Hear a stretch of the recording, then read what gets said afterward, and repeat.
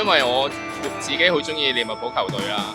咁佢對上嗰次我係17年佢嚟香港啊，咁佢嗰時得2歲太細啦，咁而家大啦，咁我就帶佢過嚟一齊睇，同埋新球場啊嘛。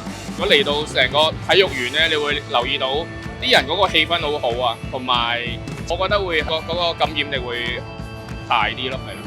最喜歡球员麦卡利斯特，就是我是新球迷，就22年才开始看，但是确实挺热爱，就球员能和大家多互动，就非常好，感觉非常现代化，非常好，所以如果能多来，可以带动足球氛围。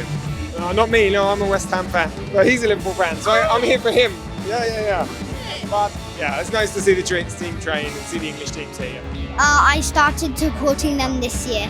It's awesome. It's so good. It's new, it's air conditioned, it's comfortable. It's very different. There's not many stadiums like this in the UK at the moment. 利物浦咯，支持利物浦咯，係啊，我由97年開始支持到而家，出29年咯。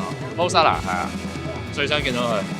球員落力咁樣訓練演出啦，希望佢哋開心咯，仲有係啊，有冷氣咁樣訓練幾好啊，係啊。